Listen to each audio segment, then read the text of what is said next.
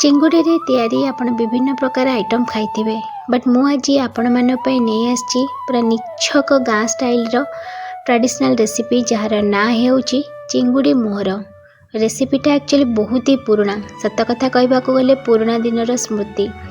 देसी नदी चिंगुड़ी को देसी पनीपरिबा ता सहित देसी मसला ए सब मिसिकी आज प्रस्तुत होईची चिंगुड़ी मोहर।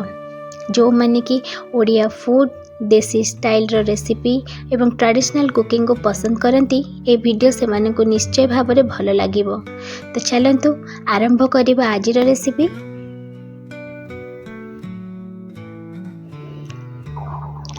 सेथिपई गोटे कढ़ा को मुठी गरम करनी और सेथिरे एबे मु 4 चम्मच सोरिष तेल ऐड करनी। सोरिष तेल गरम हो गला परे एठी मु चिंगुड़ी को लुण हल्दी देके आगुरी गोलेकी रखी ता सहित माछ मुंड को मध्य लुण हल्दी दे गोलेकी रखी। आपण माने चाहिए पेटी माछ मध्य ऐड कर परिबे। एठी मु फास्ट मुंडटी को एमती भल भाव में भाजी नौची। मुंड भाजी सारा पर जाइकी मुझे चिंगुड़ी ऐड करी। एका संगे सब जिनस को ऐड करेनि नले मुंडा भलसे भाजी हेनी।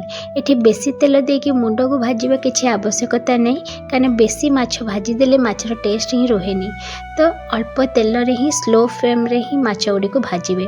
तापरे एठी रखिथिबा चिंगुड़ी को मध्य एथिरे पकई दोची एवं चिंगुड़ी को लाल हवा जाएंगे आमे या को भाजी नबा। जेहेतु देसी चिंगुड़ी एटी देखि पार्थिबे तार कलर केते सुंदर आछि। तो एई भली भाव रे ही चिंगुड़ी गुड़ी को मु भाजी नेइची। एबे या को आमे गोटे प्लेट को काढी नबा। एबे सेही तेल रे मु एबे परिबा ऐड करची। परिबा जेमिति के आलू, बड़ आलू, सारू, कंचा कदली एतिकी ही मु देसी परिबा नेइची। एबे चलंतु सब गुड़ी को आमे तेल रे एबे या को भाजी नबा। तेल रे पकई सारा परे एबे सेथिरे मो स्वाद अनुसार लुण आउ किछि हळदी गुंड को ऐड करनोची। सब गुडी को एबे भल भाव में मिक्स करनबा।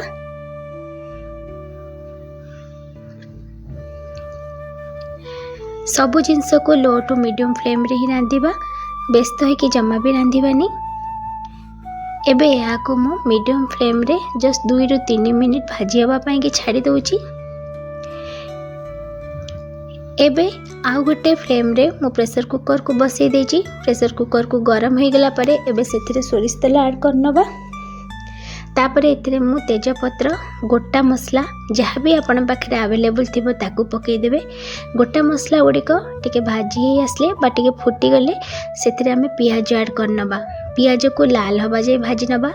तापरे एथिरे मु गोटे बड़ टमाटो, अदा रसुण, कंचा लंका, गुजराती को भल भाव में बाटी देइथली। एबे से मसला गुंड को एबे एथिरे ऐड करनोची। स्वाद अनुसार लुण, हळदी और लंका गुंड ऐड करनोची। आपण आपणक क्वांटिटी अनुसार लुणर परिमाण को कम बेसी मध्य करि परिबे।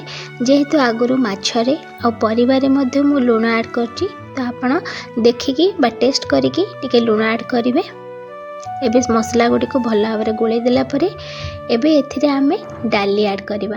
डाली एठी मो बुट डाली नेची। बुट डाली को भल भाव धोईकी मु 2 घंटा हला बतुरे की रखितिली ताकू ऐड करनोची। ता सहित मसूर डाली निहाती भाव में ऐड करिवे, जोटा कि मोहरर टेस्ट को बहुत ही बढ़िया देई थाए आ बहुत भल मध्य लागि थाए।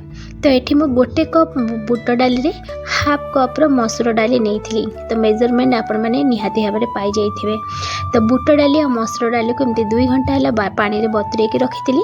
एबे सब गुडी को मसला रे ऐड करनोची। ता सहित भाजी की रखिथिबा पनीपरिबा गुडी को मध्य एथिरे ऐड करनोची। माछ भजा जेमती कि चिंगुड़ी आ माछ मुंड को मो भाजी की रखितिली ताकू ऐड करनोची। सब गुडी को एबे भल भाव में मिक्स करनबा। जेते बेले भी आपण कसुचंती जेकोसी भी जिनस लो टू मीडियम फ्लेम रे रखिबे। हाई फ्लेम रे जमा भी लागेनी, नले तळु लागि जिबार चांस थाए। सब गुडी को आमे 5 मिनिट कसी हवा पई छाड़ी दबा। भल भाव में कसी हो गला परे एबे सेथिरे मु गोटे चामच एटी गरम मसला ऐड करची। मझिरे मझिरे माछ मुंड को एमती छेची दउथिबे, जहा द्वारा कि तार टेस्ट बहुत भल भारी थाए। एबे एथिरे मु गरम पानी ऐड करनोची।